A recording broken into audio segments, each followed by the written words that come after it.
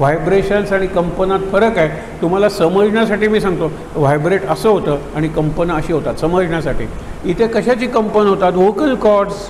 आपल्याला Turkish towel माहीत आहे, त्या टर्किश टॉवेलवर निरनिराळ्या प्रकारचे धागे असतात, पण ते सारख्याच लांबीचे सारख्याच जाडीचे असतात. आपल्या या घशात जी व्होकल कॉर्ड्स आहेत, ज्याला स्वरतंतू ते लांबी कमी जास्त असते आणि जाडी कमी जास्त असते. त्यामुळे प्रत्येकाची, मी श्वास एक लक्षात ठेवा, श्वास बाहेर सोडताना मला बोलता येतं, श्वास आत घेताना मी बोलू शकत नाही, मंत्र म्हणू शकत नाही, गाऊ शकत नाही, रडू शकत नाही, ओरडू शकत नाही. म्हणजे आपले सगळे वाणीचे, भाषेचे, वाचेचे सगळे व्यवहार श्वास बाहेर सोडताना होतात. म्हणून मुलांना लहानपणापासून किंवा विद्यार्थ्यांना श्वास बाहेर सोडायला शिकवलं पाहिजे. संगीत श्वास बाहेर सोडायला शिकवतात, हे क्रिकेट वगैरेमध्ये श्वास बाहेर सोडायला शिकवतात, हे कराटे हा हू करतात, श्वास बाहेर सोडत असतात. मोठे मोठे नट ज्यांना मोठी मोठी वाक्य म्हणायची असतात, श्वास बाहेर सोडायला शिकवतात. म्हणून आपण साधी गोष्ट म्हणतो की आपण झोपलेलो असलो तरी आपला श्वास नाभीच सुरू झाला पाहिजे. आजचा मुख्य विषयच नाभी आहे. काल सांगितलं ना, जे कडवं वाचून सुरू करणार आहोत तिथे तेच आहे. नाभीपासून श्वास सुरू झाला, तो आला इथे त्याचं काय झालं? स्पंदन. ही वाणी परावाणी आहे. परा म्हणजे बियॉन्ड ऑल, बियॉन्ड एव्हरीथिंग. तिथे माझा कंट्रोलच नाही आहे, ते स्फुरण येत नाही. एरवी आत्ता लक्षात ठेवा, ही प्रवचन माला चालू आहे. स्थल, काल, निमित्त या 3 गोष्टी असतात आपल्याला प्रपंचात. स्थल पांडुरंगाचं मंदिर, काल इथपासून इथपर्यंत आणि रोज 7 वाजता समजा, आणि निमित्त काय? तर निमित्त तुकाराम बीज आणि नाथषष्ठी हे निमित्त आहे. ह्याच्या पलीकडून इन्स्पिरेशन आल्याशिवाय चांगलं बोलता येत नाही, चांगलं ऐकता येत नाही. चांगलं ऐकणं म्हणजे काय? कान सगळ्यांचे चांगले असतील, पण ऐकता ऐकता कानातून मनात हा जो प्रवास आहे त्याला चिंतन म्हणतात किंवा मनन म्हणतात. हे मनन झालं पाहिजे आणि ते करता करता अरे हे पूर्वी असं ऐकलं होतं नाही, आता असं ऐकलं आहे, दोन्ही किती छान आहेत नाही, असं मनात चालूच असतं. इथे तुम्ही आत्ता जर 15 जण असाल तर 15 प्रवचनं चालू आहेत एक माझं धरून. म्हणजे प्रत्येकाला शब्द तेच ऐकू येतात, शब्दाचे उच्चार उद्गार तेच असतात, पण प्रत्येकाचा भाव, अर्थ जरी एक असला तरी भाव निराळा असतो. भाव प्रत्येकाचा निराळा आहे, कारण प्रत्येकाची जीवनातली अवस्था निराळी आहे. जे लागले नेत्र पैल तेरी अशा अवस्थेतले आहेत त्यांना लगेच अपील होतं, बापरे किती आयुष्य निघून गेलं, आपण इकडे लक्षच दिलं नाही. त्यांचा भावच निराळा आहे, अर्थ त्यांना कळतो.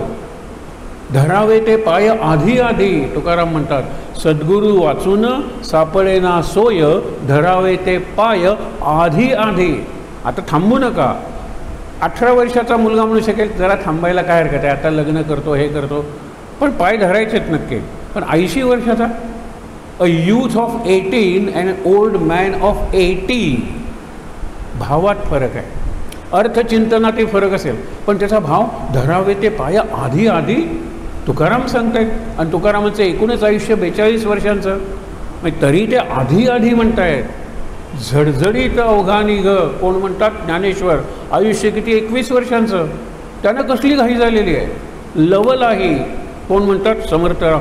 लवलाही, आता थांबूच नकोस, ही कसली घाई आहे? कारण एक तत्व आहे, यद हरेव विरजेत तद हरेव प्रव्रजेत. ज्या वेळेला वैराग्याचा विचार मनात येतो त्यावेळेला जो निघून जातो तो सुटला. रामदास पळून जातात भोल्यावरून, शंकराचार्य घरातून संन्यास घेऊन निघून जातात, विवेकानंद 19व्या-20व्या वर्षी रामकृष्णांकडे जातात, परत घरी येत नाहीत. हे कुठून ठरतं? आतून ठरतं, हे लक्षात ठेवा. आणि त्यामुळे काय, आतून ज्या वेळेला मला मार्गदर्शन निर्माण सुरू होतं त्यावेळेला मी चांगल्या मार्गावर राहतो. आतून कोणी अरे उठ झोपलास काय? आपण नेहमी तुम्हाला उदाहरण देतो म्हणजे समजेल, अजून काही मंडळी येतील तोपर्यंत, की मुलाची परीक्षा 15 दिवसावर आलेली आहे आणि त्याला उठवायचा प्रयत्न करतात, तो उठत नाही. गजर लावलेला असतो त्याने पण उठत नाही. नंतर परीक्षा 10 दिवसावर येते.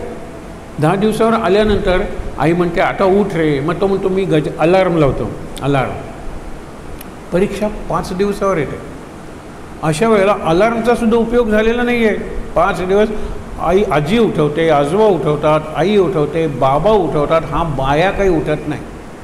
अलार्म लावतात, उठत नाही. आता परीक्षेला 4-5 दिवसच उरलेले आहेत. एक दिवस आई म्हणते आज मी त्याला उठवणारच, काय चहा पाजायचा असेल तर पाज, मी त्याच्याबरोबर बसेन, लक्षात घ्या. आई त्याच्या खोलीत जायला लागते, तेव्हा खोलीचा दिवा लागलेला आहे आणि हा अभ्यास करत बसलेला आहे. अरे तुला कोणी उठवलं? मी उठवलं, मला उठवलं, तेव्हाच तो उठलेला आहे. आजोबांनी प्रेमाने उठवलं, आजीनी जास्त प्रेमाने उठवलं, आईनी जरा रागवून, बाबांनी जास्त रागवून. ज्यावेळेला ह्यानी स्वतःला सांगितलं आता 5च दिवस परीक्षेला उरलेले आहेत, आणखीन किती दिवस थांबणार, मग तो उठला आतून. तुम्हाला आणखीन एक उदाहरण सांगितलं होतं, हे फार महत्त्वाचं उदाहरण आहे हो. ही सायकॉलॉजी आणि स्पिरिच्युअलिटी, मानसशास्त्र आणि अध्यात्मशास्त्र जवळजवळ आहेत. कारण अध्यात्म हे मनातच, नाम मनातच, हे मनच ही भूमी आहे, मनबुद्धी म्हणा. सायकॉलॉजीची आणि स्पिरिच्युअलिटी म्हणजे आध्यात्मिक उपासनेची सुद्धा, मग ते नियम इकडेही लागू पडतात. एक उदाहरण तुम्हाला सांगतो की लोंढ्याला मी गेलो होतो, 10 वाजता रात्री पोचलो. दुसऱ्या दिवसापासून काही उत्सव किंवा काही कार्यक्रम सुरू होता. 4:45ला काकड आरती, आम्ही 4ला उठणार होतो, पण जवळजवळ 12 वाजेपर्यंत आम्ही ते मंदिर स्वच्छच करत होतो, कारण उत्सव होता. समाधी वगैरे सगळा परिसर किंवा प्रदक्षिणा मार्ग. 12 वाजले. 12ला आम्ही झोपलो. गजर लावून 4 वाजता. चांगले भटजी होते, प्रेमळ होते. आम्ही सगळे तिकडून गोव्याहून येतो आणि ते सगळं स्वच्छ करतो. त्यांना कौतुक वाटलं. 4ला उठवा, गजर नाही, आम्ही उठलो नाही तर तुम्ही आम्हाला उठवा असं आम्ही भटजींना सांगितलं होतं. 4ला 2 मिनटं कमी असताना मुद्दामून बघा, लोंढा हे जंक्शन आहे, तिथे सतत गोव्याकडून आलेल्या गाडीचे काही डबे काढले जातात, कर्नाटकातला जोडले जातात, इकडचे ह्याला जोडले जातात, शंटिंग ज्याला म्हणतात. सतत हा डबा त्याच्यावर आपटला, धडधड धडधड, हा निघाला, धडधड धडधड, सतत आवाज होत असतात. आणि त्याच्यात कोळसा किंवा मिनरल्स भरण्याचे गुड्स ट्रेनही भरत असतात, त्याचा आवाज प्रचंड मोठा असतो. साधारणतः 4ला 2 मिनटं कमी असताना एवढा प्रचंड आवाज झाला. त्यावेळेला ते कळवळून म्हणाले, महाराज उठवू नका, ना झोपू दे ना. केवढा आवाज झाला. आम्ही उठलो नाही, बिलकुल उठलो नाही. 4ला फक्त ट्र असा गजर झाला. त्यावेळेला मोबाईल नव्हता, घड्याळाचाच गजर. आम्ही सगळेजण उठलो. हा काय चमत्कार आहे. 2 मिनटापूर्वी ठोस स्फोटासारखा आवाज झाला, आम्ही उठलो नाही. आणि 4 वाजता ट्रिंग असा गजराचा आवाज झाला, आम्ही सगळेजण उठलो. कारण का आम्ही 12 वाजता ज्यावेळेला झोपलो, गजर लावला, alarm, we set the alarm, त्यावेळेला अंतर्मनाला सांगितलं 4 वाजता उठायचं आहे. हे आतलं घड्याळ महत्त्वाचं आहे. आत घड्याळ आहे आणि त्या घड्याळाचा रिदम जर बाहेरच्या निसर्गाबरोबर जोडला, बायो रिदम, तर माणूस आजारी पडणार नाही. आणि आजारी पडला तरी त्याला जास्त त्रास होणार नाही, कारण आय मीन रिदम होईल. आपल्याला जरा गरमी झाली, काय गरमी झाली आहे, जरा का किती पाऊस पडतो आहे, म्हणजे बाहेरचा जो रिदम आहे निसर्गाचा तो जरी बदलला तरी माझ्या आतले रिदम बदलायला पाहिजेत, आणि बदलतात सुद्धा. आज लोकांना लवकर बीपीचा त्रास सुरू होतो, म्हणजे आतला रिदम बदलला ना रक्ताचा. आणि जरा काही झालं की एकदम माणूस चिडतो, का रिदम बदललेले आहेत. मनावरचा ताबा, मनाचा तोल, श्वासाचा ताल सगळं बदललेलं आहे. फक्त not in tune with the changes outside. जे ते बदलतात आणि त्याच्यासाठी एकरूप झालं पाहिजे, एकांतात बसलं पाहिजे, मौनात बसलं पाहिजे. आणि मग लोक सांगतील की अरे तुम्ही लिहिताय पण फॅन नाही लावलेला, अरे लावला नाही वाटतं का, मग जरा तेच लावतात. तोपर्यंत जाणीव नसते. देहभावना आली ना, आपण किती बॉडी कॉन्शियस असतो, जरा इकडे जरा तिकडे, हे बरोबर आहे ना, हे सतत कपड्यांची आपल्याला शुद्ध असते, आपल्याला कॉन्शियसनेस म्हणजे जाणीव असते शरीराची. मनाची आणि बुद्धीची काय आपल्याला नाहीच आहे. मन बुद्धी शार्प राहिली पाहिजे असं नाही आहे. त्यामुळे काय की आपण उपासना जी करायची, जे आजचा अत्यंत महत्त्वाचा विचार आहे, त्यासाठी आपण सावध असलं पाहिजे. हे सावध हा विषय कुठपासून निघाला असा की माझ्या अंतर्मनातून मला मार्गदर्शन मिळालं पाहिजे, प्रेरणा म्हणजे इन्स्पिरेशन मिळाली पाहिजे की आता अभ्यासाला लागा, आता नामाला लागा, आता अखंड नामस्मरण करा. आणि तुम्ही 13-13 मिनिटांची बघा बरं, तुम्हाला असे स्लॉट्स मिळतात का? 13 मिनिटाचा गजर लावायचा, 13 मिनिटात फक्त श्रीराम जयराम जय जयराम, श्रीराम जयराम जय जयराम माझा रिदम आहे, किंवा श्रीराम जयराम जय जयराम ओम ब्रह्मचैतन्य महाराजा, कारण मला स्लो ब्रीदिंग करायचं आहे. मग तो 13 अक्षराचाच मंत्र आहे, पण ओम ब्रह्मचैतन्य महाराजाय नमः. अगदी श्रीराम जयराम श्रीराम जयराम जय जयराम श्रीराम जयराम जय जयराम. म्हणून श्वास असाच चालला पाहिजे. इथे त्याला स्वर मिळतात, अ आ इ ई उ ऊ सा रे ग आपण जे म्हणतो ना ते इथे मिळतात. इकडे तोंडात त्यांना शब्द मिळतात, त थ द थ न, आणि ओठातून उच्चार बाहेर पडतो तो शब्दांचा. इथे क मिळतो, इकडे आ मिळतो, का तयार होतो, इकडे क तयार होतो तोंडात, इकडे त्याला ई मिळते, की तयार होतो, आणि मग खी ड की हे शब्द तयार होतात. लक्षात घ्या तुम्ही. म्हणून विचार काय करायचा की इथे स्वर आहेत आणि ज्याला कॉन्सोनंट्स म्हणजे व्यंजन म्हणतात, प फ ब ब म य र ल व श क ख ग घ ज्ञ पर्यंत, ते कुठे तोंडात आहे. मग जीभ, दात, टाळू, पडजीभ हे सगळं इथे शब्द म्हणजे अक्षर तयार होतात, इकडे स्वर तयार होतात. म्हणून नाम ज्या वेळेला मी घेतो त्यावेळेला हा संपूर्ण जो ट्रॅक आहे तो मला हातात आला पाहिजे, अंडर माय कंट्रोल. मग मी चांगलं नाम घेऊ शकेन.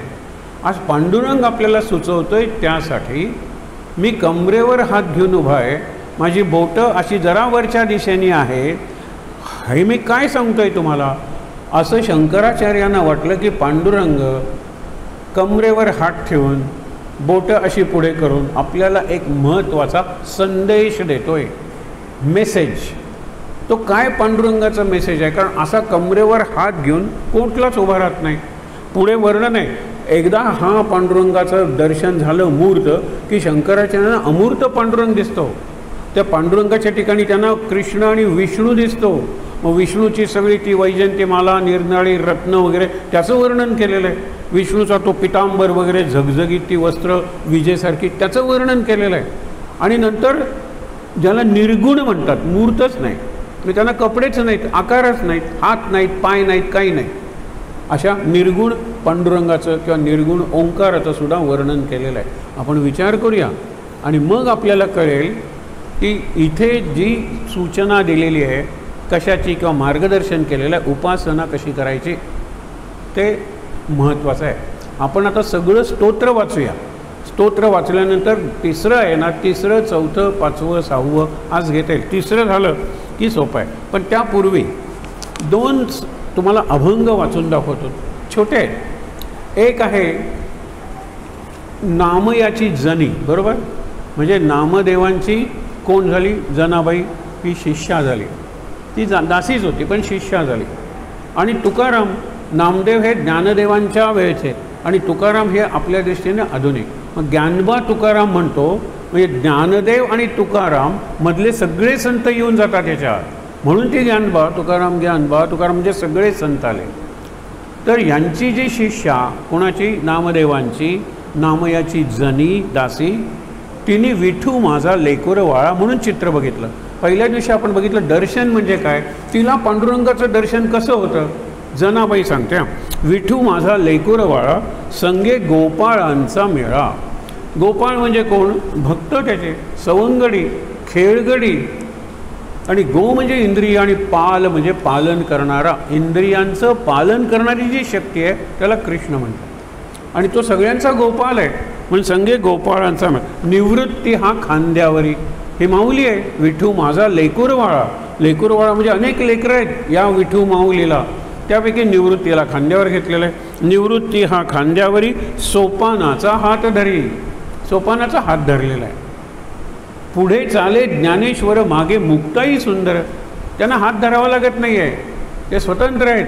फार त्यांची प्रतिभा प्रज्ञा जास्त आहेत. मग ज्ञानदेव पुढे चालत आहेत आणि त्यांच्या मागून मुक्ताई चालली. पुढे चाले ज्ञानेश्वर मागे मुक्ताई सुंदर. गोरा कुंभार मांडीवरी, म्हणजे असं धरलेलं आहे. गोरा कुंभार आणि चोखा जीवा हे 2 संत आहेत बरोबरी, त्यांना साथीला घेऊन निघालेलं आहे. बंका, हे बंका वगैरे त्या काळातले नामदेवांच्या वगैरे प्रभावामुळे झालेले. बंका कडेवरी नामा करांगुळी धरी. बोट धरलेलं आहे कोणी? नामाने. असा काय जनी म्हणे गोपाळा करी भक्तांचा सोहळा. भक्तांना सोहळा म्हणजे आनंद दे. सोहळा म्हणजे इव्हेंट नाही किंवा प्रोग्रामही नाही. सोहळा म्हणजे काय? अशा प्रकारचं एक सेलिब्रेशन, साजरीकरण. हल्ली सादरीकरण असतं, सादर करतो, साजरा करत नाही. दिवाळी साजरी करायची असते, उत्सव साजरे करायचे असतात, उत्सव. परंतु जर आपण विचार केला तर आपल्याला साजरीकरण महत्त्वाचं आहे. सादरीकरण म्हणजे प्रेझेंटेशन नाही.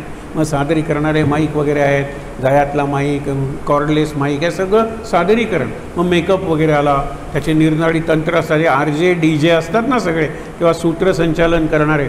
हे लक्षात ठेवा, ते सादरीकरण करतात. प्रेझेंटेशन बाहेर आहे, साजरीकरण. दिवाळी साजरी करायची, बाहेर दिवे वगैरे लावले पण आनंद आत होतो, हे लक्षात ठेवा. बाहेर सगळे फराळाचे पदार्थ, आनंद आत होतो. हा सगळा प्रकार आहे. आणि म्हणून सांगितलेलं आहे जनी म्हणे गोपाळा करी भक्तांचा सोहळा. आता शेवटचे संत कुठले या परंपरेतले? तुकाराम. तुकारामांची शिष्या बहिणाबाई, 2 होत्या. बहिणाबाई ही त्यांची, आणि बहिणाई चौधरी म्हणजे अरे संसार संसार जसा तवा चुल्यावर, या बहिणाई चौधरी अगदी अलीकडच्या. पण तुकारामाची शिष्या ही बहिणाबाई. ती काय म्हणते ते लक्षात. संत कृपा झाली इमारत फळं आली. संतांची कृपा झाली आणि या सगळ्या संतांची जी इमारत आहे, इमारत म्हटल्यानंतर त्याला पाया आला, त्याला खांब आले आणि त्याला कळस आला. या 3 गोष्टी लक्षात ठेवा. ती काय सांगते? संत कृपा झाली इमारत फळं आली, ज्ञानदेवे रचिला पाया. बरोबर, ज्ञानदेवानी पाया रचला. उभारिले देवालया, हे सगळं देवालय ज्ञानदेवानी उभारलेलं आहे. ज्ञानदेवे रचिला पाया, उभारिले देवा, नामा तयाचा किंकर. नोकर आहे, सांगेल ते करतो. नामदेवानी नैवेद्य दाखवलेला आहे. नामदेवानी कपडे विकायला नेलेले आहे. ती गंमत तुम्हाला माहीत आहे की कपडे विकायला नेले एकदा.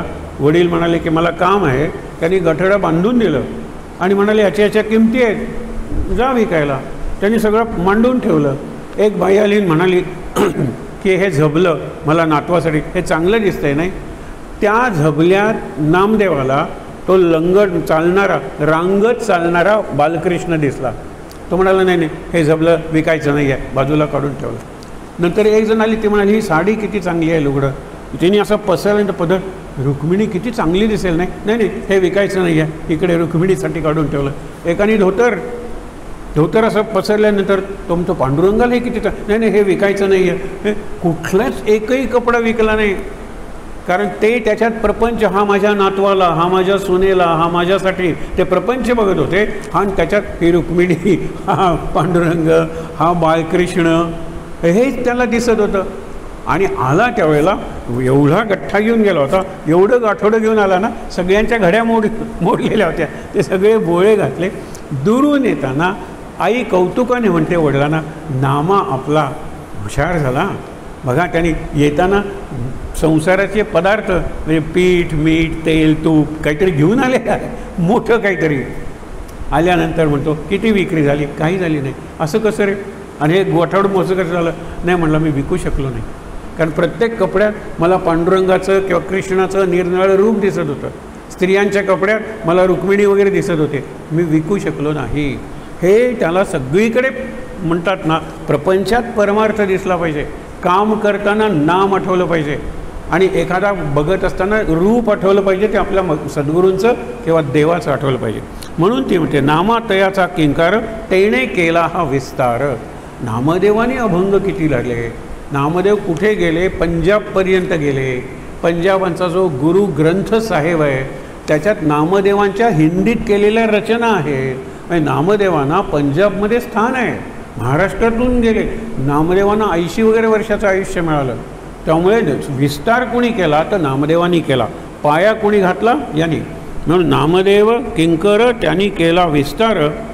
जनार्दन एकनाथ ध्वज खांब उभारीला भागवत. जनार्दन, एका जनार्दनी म्हणतो ना आपण, त्यांनी खांब दिला भागवत ग्रंथाचा. केवढा आदर आहे. पहिल्यांदा इकडे ज्ञानेश्वर आहेत, इकडे तुकाराम आहेत आणि मध्ये एकनाथ आहेत ना. ज्ञानदेवांनी पाया रचला, एकनाथांनी खांब, आणि त्याच्यावर तुका झालाच हे कळस. अशी संत कृपा झाली इमारत फळं आली.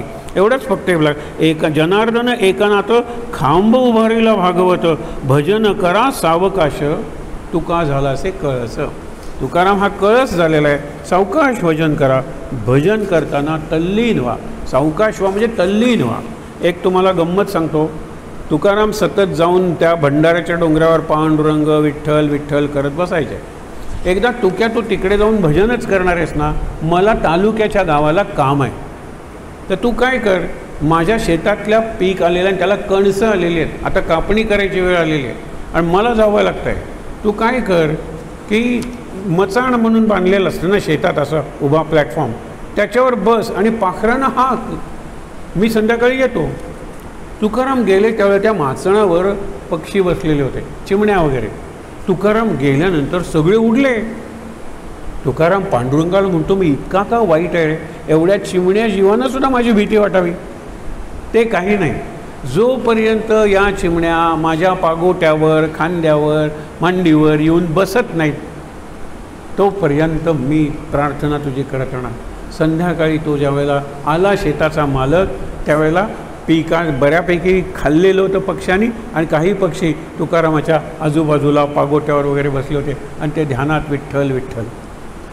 तो म्हणाला, हे काय केलं? तो म्हणाला, अरे मी विसरलोच रे, मला म्हटलं चिमण्या उडून गेल्या, चिमण्यांना माझी भीती वाटते, इतका का मी वाईट आहे, म्हणून चिमण्यांना अभय मिळे तोपर्यंत मी ध्यानात गेलो. पण एक लक्षात ठेव, तुझं जे नुकसान झालं आहे ना ते किती झालं आहे, कारण तुला समजायचं 20 खंडी मिळतात या शेतापासून, किती कमी पडतात ते मी तुला भरून देतो बघ. आणि प्रत्यक्षात 30 खंडी आलं ना, त्यावेळेला तो तुकारामाकडे ते हे घेऊन आला, पोती घेऊन आला. साकं म्हणतो ना की जास्त पीक आलेलं आहे आणि ही तुझी कृपा आहे, तुझ्या त्या नामाचा प्रभाव आहे, मला मिळालं तेवढं मिळालं, मला वाटलं होतं नुकसान होईल. तो म्हणाला, मला नको, हे मिळाले पांडुरंगाची तुझ्यावरची कृपा आहे, काही हरकत नाही, तू माझ्यावर विश्वास टाकला, मी पांडुरंगावर विश्वास टाकला, बस. सोपं आहे. विचार करा तुम्ही की एखादं काम करताना मी नाम घेत असेल आणि त्याच्यात चूक झाली तरीसुद्धा ती चूक सुधारून घेण्यासाठी करत असतो. परवा गोशाळेत, ही जी मयेच्या जवळ एक गोशाळा आहे ना, 5,500 गायी आहेत. ज्यांनी तिथे गाय दत्तक, मी म्हटलं मला कॉज अँड इफेक्ट विचारू नका, कारण काही गाय घेतल्याने काय होतं घेऊन बघा एका वर्षात काय घडतं ते. तुम्हाला घरात जी कचकच कचकच वाटत असेल, प्रत्येकजण एकमेकात भांडते, शांती निर्माण होईल, समाधान निर्माण होईल. कुठेतरी एखादं मुलाचं शिक्षण थांबलं आहे, मुलीचं लग्न थांबलेलं आहे, व्यापारात हे कोर्टाचे निकाल लागत नाही आहे, 1 वर्ष फक्त तुम्ही गाय घेऊन बघा काहीतरी. आणि ह्याच्यासाठी गाय घ्यायची नाही आहे, ती गायीची सेवा आहे. गाय दत्तक घ्या तुम्ही, दत्तक घ्यायला रोज गाईवर 100 रुपये खर्च येतो, गवत वगैरे सगळं. पण ज्यांनी घेतलेली आहे त्यांच्या ह्याच्यात बाहेरच्या परदेशातल्या लोकांनी गाई दत्तक घेतल्यात ते लक्षात घ्या. आणि ते झाल्यानंतर त्यांना तो अनुभव आलेला आहे, त्याच्यासाठी त्यांनी गाय घेतलेली नाही, कारण गाय दूध देत नाही आहे.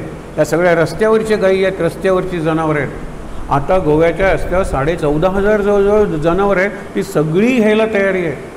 पण दिली पाहिजेत लोकांनी, कारण उचलून घेतलं की ते लगेच भांडायला येतात, तुम्ही का हात लावलात त्याला. परंतु बऱ्याच पंचायतींनी करार केलेला आहे की आमच्या पंचायतीच्या परिसरात जर जनावर असेल तर तुम्ही ते उचलून नेऊ शकता. अशा किती जखमी गायी, त्यांच्यावर सर्जरी करावी लागते.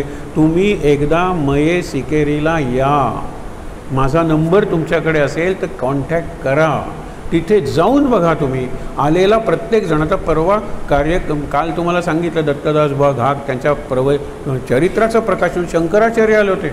ते म्हणाले मला गोशाळेत यायचं आहे, आणि ते सगळं बघितल्यानंतर ते म्हणाले ह्या जगात अशी गोशाळा नसेल. 5,500 गाईन 100 लिटरसुद्धा दूध निघत नाही. तिथल्या लोकांना बाहेर आलेल्या पाहुण्यांना पुरत नाही दूध ते, कारण गोशाळा आहे ती, डेअरी नाही आहे. गायींची सेवा करून त्यापासून काही मिळवायचा भागच नाही आहे, उलट गायींवर खर्च करायचा आहे. कितीतरी गोष्टी आहेत. मी तुम्हाला एक सांगत होतो, अशा वेळेला दर महिन्याला एक कार्यक्रम असतो, एक माझं प्रवचन असतं आणि एक भजन आनंद संध्या म्हणून जे महाराष्ट्रातले वगैरे प्रसिद्ध गायक आहेत की जे टी व्हीवर सतत असतात, ते येतात आणि ते तिकिटाचे सुद्धा पैसे घेत नाहीत. सुरुवातीला त्यांनी सांगितलं आमच्या प्रवासाचा खर्च करा, आम्हाला मानधन काही नको. पण ते सगळं बघितल्यानंतर म्हणतात आम्हाला प्रवासाचाही नसतो आणि मी 1 किंवा 2 गाय दत्तक घेऊन जातो. आत्तापर्यंत प्रत्येक वेळेला अनुभव आहे. अशा वेळेला तो एक महत्त्वाचा जो आहे की सगळं संगीत नियोजन करतो, त्याचे वडील गेले. वडील गेल्यानंतर प्रॉब्लेम आला, आयत्या वेळेला कोण मिळणार आहे. तर गंमत बघा की जो सगळे साऊंड सिस्टम करतो तो स्वतः ते वाद्य वाजवण्यात एक्सपर्ट आहे, पण त्याला संधी मिळत नाही. त्याला व्यवस्था दिलेली होती, त्याच्या दृष्टीने किती छोटा कार्यक्रम होता तो, पण गायींची सेवा म्हणून तो आला आणि आयत्या वेळेला ह्याचे वडील गेल्यामुळे तो त्याच्यावर बसला. कार्यक्रम अत्यंत चांगला झाला, अत्यंत चांगला झाला. कुणाला कळलंच नाही. हे धनश्री देशपांडे वगैरे आहेत ना, इथला राजेश मडगावकर गोव्याचा, सुंदर कार्यक्रम झाला. आणि सगळी कृष्ण केंद्री गाणी घेतलेली होती, सगळी भजनं चांगली. आणि कृष्ण हा हे होता, कारण मागे कृष्णाची मोठी मूर्ती आहे. गोशाळा म्हणजे कृष्ण पाहिजेच. माझा मुद्दा काय लक्षात ठेवा की बऱ्याच गोष्टी अशा करायच्या असतात समाजासाठी. आपण वृक्षवल्ली सोयरी वनचरे म्हणतो, त्यांच्यासाठी सुद्धा गोग्रास पूर्वी काढून ठेवायचे. आता गाय कुठे शोधणार शहरात. गाईला तू जे ताट देणार आहे त्या ताटाची किती 50 रुपये होतात. रोज काढून ठेव 50 रुपये. You can afford. अरे तुमच्या दोघांचा पगार लाखापेक्षा जास्त आहे, 50 रुपये गाईसाठी काढून ठेवता येत नाहीत.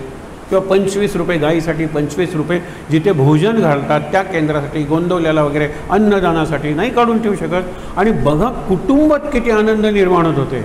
मला कॉज अँड इफेक्ट विचारू नका, अनुभवावरून तुम्हाला सांगतो, अनुभवावरून. उगीच नाही बाहेरचे लोक येतात आणि म्हणतात की माझ्या त्या मित्रांनी घेतलं, काय आनंद त्यांच्या घरात आहे. इतकं कशाला. दोघं भाऊ ज्या ह्याच्यावरून भांडत होते ते सुद्धा म्हणाले की नाही दोघांनीही गाई घेतली, आणि म्हणाले की आम्ही कोर्टातून ते विड्रॉ केली केस, जे आहे ते समजवून घेऊया आपण. आई सांगत होती अरे कोर्टात गेलायत, एकाने जिंकलं म्हणजे दुसरा हरला, म्हणजे मला काय न्याय मिळाला, तुम्ही दोघंही माझीच मुलं आहात. किती सांगितलं तरी पटत नव्हते. गाई झाली. ते म्हणाले की गेलो विड्रॉ केली, आता आईला समाधान मिळालं, आम्ही समजावून घेऊ. काहीतरी बदल घडतो. हे कृष्ण रूप आहे, हे विठ्ठल म्हणजे कृष्णाचं रूप आहे. कसा उभा राहिलेला आहे आपण सगळं वाचूया एकदा. आणि तिसऱ्या कडव्यापासून प्रमाणम भवाब्देरिदम मामकानाम हे बघायचं सगळ्यात महत्त्वाचं. सगळ्यांनी बरोबर म्हणूया. आता आपल्याला येतं म्हणायला, सगळ्यांनी बरोबर.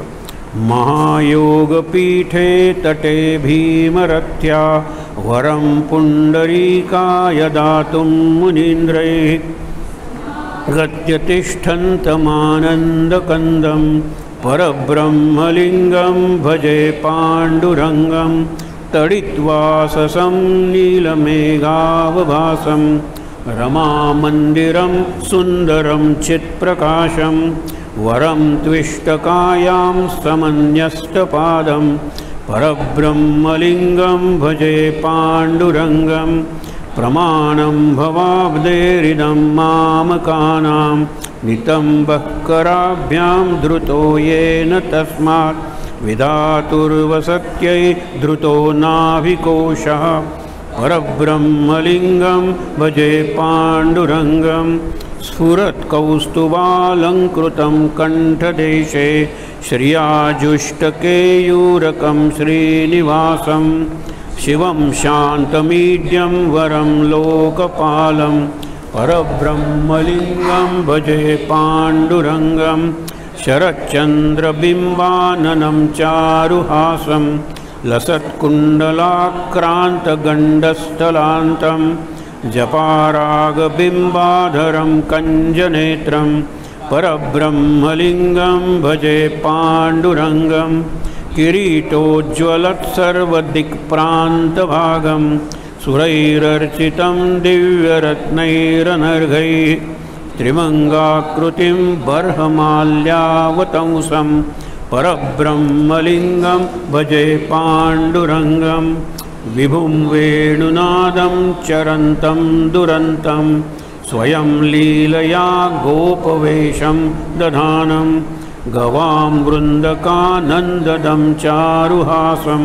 परब्रह्मलिङ्गं भजे पाण्डुरङ्गम् अजं रुक्मिणी प्राणसञ्जीवनन्तं परं धाम कैवल्यमेकं तुरीयं प्रसन्नं प्रपन्नार्तिहं देवदेवं परब्रह्मलिङ्गं भजे पाण्डुरङ्गं स्तवं पाण्डुरङ्गस्य वै पुण्यदं ये पठन्त्येकचित्तेन भक्त्या च नित्यं भवाम्भोनिधिं ते वितीर्त्वान्तकाले हरेरायणं शाश्वतं प्राप्नुवन्ति हरेरालयं शाश्वतं प्राप्नुवन्ति इति श्रीमत्परमहंसपरिव्राजकाचार्यस्य श्रीगोविन्दभगवत्पूज्यपादशिष्यस्य श्रीमच्छङ्करभगवतः कृतो पाण्डुरङ्गाष्टकं सम्पूर्णं। हरये नमः हरये नमः हरये नमः। एक गीतेतला सुंदर विचार आहे, प्रत्येक गोष्टीला त्रिगुणांची टेस्ट लावता येते, सत्व रज आणि तम। हे खांबसुद्धा दगडाची खाण आहे, त्या खाणीतून दगड आणले। काही दगड युरिनल मुतारी वगैरे करण्यासाठी वापरले गेले, काही दगड पायऱ्यांसाठी वापरले गेले, काही दगड खांबांसाठी वापरले गेले, मंडपासाठी, काही दगड त्या प्लॅटफॉर्म ज्याच्यावर ते पांडुरंगाच्या मूर्ती आहेत, आणि ते दगड एवढे चांगले होते की काही दगडातून त्या मूर्ती तयार झाल्या। हे काय आहे? एकाच खाणीतून निघालेले दगड आहे, पण ज्यांचा उपयोग महत्त्वाचा आहे, पण तरीसुद्धा युरिनल वगैरेसाठी झाला, टॉयलेट वगैरेसाठी झाला। तामस, त्यांचा गुण तामस आहे। मंडपासाठी खांब वगैरे ते राजस आहे, अगदी प्लॅटफॉर्मसुद्धा राजस आहे। पण राजस सुकुमार मदनाचा पुतळा म्हणणारा हा पांडुरंग आहे ना, तो ज्या दगडाचा म्हणला तो सात्विक दगड आहे। एक उदाहरण सांगतो, रोज इथे प्रवचन संपल्यानंतर घंटानाद सुरू झाला की बाहेर एक कुत्रं बसतं आणि ते कुत्रं करत असतं। त्याच्या आजूबाजूला 8-10 कुत्री आहेत किंवा जाताना कधी कधी मी म्हणतो, बाबा रे तुम्ही तिकडे का नाही जात? ते एकच कुत्रं का आहे? आणि घंटानाद सुरू, आज ऐका, घंटानाद सुरू झाल्याबरोबर ते करतं आणि त्याच्या पद्धतीने ते ओंकार वगैरे म्हणत असेल आणि घंटानाद थांबल्यानंतर ते थांबतं। प्रसादाच्या वेळेला बाकीचीही कुत्री येत असतील। आता बाकीची रस्त्यावरची कुत्री आहेत की जी घाण खातात आणि त्याला दगड वगैरे मारतात, ते तामस आहेत। एखादं कुत्रं जे घरात घेतलं जातं, गाडीतून फिरायला, ते राजस आहे। आणि हे सात्विक कुत्रे, हे संस्कार आहेत। सगळ्यांवर संस्कार असतात, संस्कार दगडावर नाहीत कोणी सांगितलं, निसर्गात सगळीकडे संस्कार आहेत। फार मोठा विषय आहे, पण आज मुद्दामून बघा, ते एकच कुत्रं तिथे बसलेलं असतं आणि घंटा सुरू झाली की ते सुरू करतं, ते भुंकत नाही, ते आळवत असतं। आज ऐका, आणि घंटा थांबली की ते थांबतं। आजूबाजूची कुत्री, त्यांना काही देणं नाही घेणं नाही। प्रसाद जर देत असेल बाहेर तर त्या आली ती सगळी प्रसादाच्या वेळेला। मुद्दा लक्षात ठेवा, आपण हळूहळू तामसाकडून राजसाकडे आणि राजसाकडून सात्विकाकडे निघालं पाहिजे। आपल्यात हे सगळे गुण असतात। तामस म्हणजे आळस, निशेष जाड्या पहा, जाड्य म्हणजे तमस गुण आहे। आळस, अज्ञान, नको करायला, उद्या करूया। हे राजस म्हणजे काय? करायचं तर मस्त मजेत करायचं, वा, मग ते रांगोळी घालतील, विडा आणतील, हे सगळं करतील। आणि सात्विक म्हणजे काय? आपण रामनाम म्हणूया, जेवायला सुरुवात करूया, जेवण झालं परत रामनाम म्हणूया, मध्ये कुणीतरी श्लोक म्हणारे, हे असताना हे दैवी झालं, म्हणजे सात्विक झालं। अरे प्रत्येक कृतीला तुम्हाला सांगतो, आपली अंघोळ, तामस म्हणजे इतरांना त्रास, ते टन टन टन बादली आपटणार, हे आपटणार, सगळ्यांना त्रास, तामस अंघोळ आहे। राजस म्हणजे सोमवारी हा साबण, नंतर तो साबण, नंतर हा शॅम्पू, ते तेल, हे सगळं राजस आहे। आणि सात्विक म्हणजे पहिला तांब्या घेतला, ओम विश्वम विष्णुर्वषट्कारो भू, हे सुरू, कुठे विष्णू सहस्रनाम म्हणतील, स्तोत्र सुरू, आणि बाहेर अंग पुसून आल्यापर्यंत त्यांचं चालू असतं। ही सात्विक अंघोळ आहे। सकाळचं उठणं, तामस म्हणजे इतरांना त्रास, ते दिवे लावायचे, ढाण ठाण ठाण, कशाला दिवे लावता? हल्ले मोबाईल आहे ना, मोबाईल खिशात ठेवा आणि तुम्हाला चांगला प्रसाद दिसतो, दोन्ही हाती रिकामे करून सांगतोय तुम्हाला। 4ला उठल्या तर कळता कामाने तुम्ही केव्हा उठलेलात। नंतर आंघोळ करायची, आंघोळीचा परत गडबड, आंघोळ करताना ओम जोरात म्हणायचं, म्हणजे शेजारचे आजोबा जागे, इकडे तो दादा आलेला आहे, रात्रपाळी करून नुकती झोप लागलेली, यांचं ओम स्तोत्र जोरात सुरू होतात। हे कसली आहे उपासना? नंतर अगरबत्ती वगैरे लावून, अत्तर वगैरे लावून, हे सगळे राजस आहे। आणि सात्विक म्हणजे कळणारे नाही दुसऱ्याला की मी उपासना करतोय, जोरात म्हणणारच नाही, स्तोत्र वगैरे नंतर। म्हणून प्रभाते मनी रामचिंतित जावा आणि पुढे वैखरी राम आदी वदावा। चिंतन करा, चिंतन सायलंट प्रोसेस आहे, स्मरण करा, स्मरण सायलंट, जप ही सायलंट नाही। श्रीराम जय राम जय जय राम हा जप झाला, आणि मनातल्या मनात हे स्मरण झालं। स्मरण जास्त इफेक्टिव्ह आहे। म्हणून हळूहळू आपली उपासना आपलं एकंदरच जीवन, आपलं व्यक्तिमत्व म्हणजे पर्सनॅलिटी ही तमसकडून राजसकडे, राजसकडून सात्विकतेकडे निघाली पाहिजे. ह्याला उपासना म्हणतात. आता इथे काय सांगितले लक्षात ठेवा. प्रमाणम भवाब्धेरिदम, भवाब्धी म्हणजे भवसागर, प्रमाण सांगितलेलं आहे. संसार किती करा तुम्ही, खरं कमरेच्या इतकाच तुम्ही करा. आता पाठीचा कणा आहे ना, तो कमरेच्या वर आहे, पण पाठीचा कणा माणसाच्या दृष्टीने महत्त्वाचा आहे. कारण बाकीचे सगळे, मग तो हत्ती असू दे किंवा पाण्यातला व्हेल असू दे किंवा मोठी क्रॉकोडाईल मगर असू दे, सगळे आडवे आहेत की हो. त्यांचा पाठीचा कणा आडवा आहे, आणि आडवा असल्यामुळे त्या कण्याला कणा पण नाही आहे. ताठ कणा म्हणतो ना, तो फक्त माणसाचा आहे. आपल्याकडे रामाने म्हणून जे आहे त्यांनी आपल्या ताठ कणा नावाचं आत्मचरित्र लिहिलेलं आहे, आणि कण्यांवर त्यांनी कितीतरी सर्जरी केल्या. ते अगदी भक्तिभावाने येतात, आणि गणपतीच्या दिवसात जे कोणी येतं त्यांचं सगळं फ्री, त्यांचं कन्सल्टेशन वगैरे असतं. कारण ही गणपतीची सेवा आहे. गणांचा जो पती आहे तो समाजाचा प्रतिनिधी आहे, त्या दृष्टीनं मी करतो काम. आज वय त्यांचं 80च्या पुढे, पण ताठ माणूस आहे, आनंदात माणूस आहे, अजून आहेत ते. विचार करा तुम्ही. म्हणून कणा जो माणसाचा आहे तो व्हर्टिकल आहे, ताठ आहे. त्याच्यातून जी आत गेली रज्जू आहे त्याला स्पायनल कॉर्ड म्हणतात. ही स्पायनल कॉर्ड सगळ्यात महत्त्वाची आहे. आणि जर स्लिप डिस्क वगैरे झाली, स्पायनल कॉर्ड झाली, तर मेंदूतल्या केंद्रावर त्याचा परिणाम होतो. कण्याचं काम काय तुम्हाला माहीत आहे ना, ब्रेनला विश्रांती मिळावी म्हणून कणा आणि त्यातल्या आतल्या नर्व्ज बरेच डिसिजन स्वतः घेतात. समजा धुळीचा कण आला, धूर येत असेल, एकदम डोळे बंद करतो आपण, धुळीचा कण आला की हे असं करतो. ब्रेनला प्रत्येक गोष्ट जर ब्रेनने ठरायची म्हटलं तर चिडून जाल ना तुम्ही. ब्रेनला विश्रांती पाहिजे. वेगात गाडी येते, मी जरा इकडे आलो, मी स्कूटर चालवते, खड्डा इकडून गेलो, हे सगळे निर्णय ब्रेन नाही घेत, हे स्पायनल कॉर्ड त्याच्यातली घेते. स्पायनल कॉलम म्हणजे पाठीचा कणा, त्याच्यामध्ये होल, त्याला व्हर्टिब्रे म्हणतात, त्याच्यातून गेलेली स्पायनल कॉर्ड फार महत्त्वाची आहे. त्याला ब्रेनच म्हणलेलं आहे.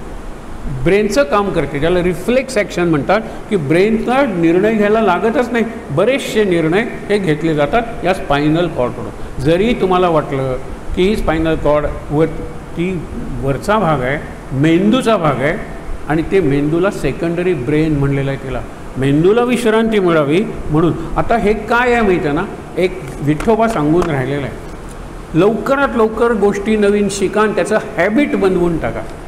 उत्कृष्ट उदाहरण म्हणजे ज्यावेळेला आपण गाडी चालवायला शिकतो त्यावेळेला सगळं लक्ष त्या स्टेअरिंगकडे, सगळं लक्ष त्या रस्त्याकडे. कोणी समोरून वडील गेले, हाय केलं का आपलं लक्षही नसतं. ज्यावेळेला मी गाडी शिकतो त्यावेळेला इट बिकम्स अ हॅबिट. मी त्यावेळेला I am learning a new skill, एक नवीन कौशल्य मी शिकतोय. ड्रायव्हिंग अ कार, त्यावेळेला मी पूर्ण सावध आहे, ब्रेन इज इन्वॉल्ड. पण ज्या वेळेला मी हॅबिट म्हणजे एक्सपर्ट झालो त्या स्किलमध्ये, की गाडी मी चालवते, ब्रेनमध्ये कॅल्क्युलेशन्स चालू आहेत, ब्रेनमध्ये आर्ग्युमेंट चालू आहेत, मित्र असेल तर त्याच्याशी वाद चालू आहे, पुढचं प्लॅनिंग चालू आहे, हे सगळं चालू आहे की ब्रेनमध्ये. गाडी ॲक्सिडेंट होत नाही आहे, गाडी व्यवस्थित चाललेली आहे.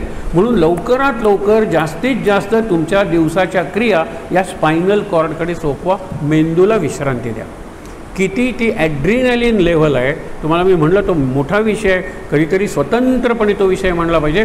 4 महत्त्वाची फ्लुइड्स आहेत, आपण 2च बघूया, ॲड्रिनॅलिन आणि डोपामाइन. डोपामाइन म्हणजे मला हा हा हा काय सुंदर आहे, समाधीचा अनुभव येतो, आनंद निर्माण होतो, टेन्शन जातं, स्ट्रेस जातो, रिलीज होतो त्याचा, ते कमी होतं आपलं निर्माण. त्याच्यासाठी जे हॉर्मोन्स लागतात, शांती पाहिजे, समाधान पाहिजे, त्याच्यासाठी जे हॉर्मोन, ती गडबड घाई, सगळीकडे धावत सुटणं नाही होत तयार. जितकं शांत, मागे तुम्हाला सांगितलं होतं की 1 तासात 3 किलोमीटर चाललेला असाल तर घर यायला लागल्यानंतर शेवटच्या तासात, उदाहरण तुम्हाला सांगतोय, प्रपोर्शन तुम्ही बघा, तर शेवटच्या 3 तासात 1 किलोमीटर चाला. ते किती स्लो चाला. आत्ता मी चालतो आहे ब्रिस्क वॉक, की जे शरीराला आवश्यक आहे, व्यायाम म्हणून. आला शरीर घर जवळ यायला लागलं. पहिल्यांदा जाताना वेगात गेलो, येताना आलो हळूहळू वेग कमी. घरात येताना हा हा काय छान, किती निसर्ग सुंदर आहे, आकाशात आज काय निराळे रंग दिसत होते, तिकडे लक्षच जात नाही. त्यामुळे मन शांतच होत नाही. शांतीचे म्हणून जे काही हॉर्मोन्स आहेत त्यावेळेला जगावर सगळ्यावर प्रेम करावं असं वाटतं. देवा सगळ्यांचं कल्याण कर रे, अरे कशाला रे तो पाऊस एवढा पाडतो, झोपडीतली माणसं, हा विचार येतो मनात त्यावेळेला.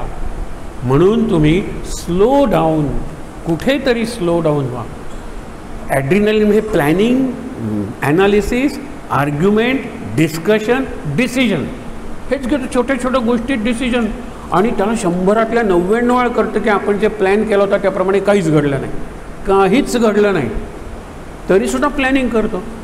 ते प्लॅनिंग भविष्य कळतंय कोणाला? पुढच्या देशी डोळे परिनिर्मिशी तया पुढे अंधार, तू वेडा कुंभार. डोळे दिलेले आहेस, डोळ्यांनी दूरचं दिसतं, पण पुढच्या क्षणात काय होणार आहे हे दिसत नाही. नाहीतर ॲक्सिडेंट झाले नसते, लोकांनी वाचवलं असतं. पुढच्या क्षणात काय होणार आहे एकदम डिटेक्ट होतो. मोठा रोग तोपर्यंत तो हे असतो ना, एका क्षणात आजोबा एकदम नाही होतात, होत्याचे नव्हते होते.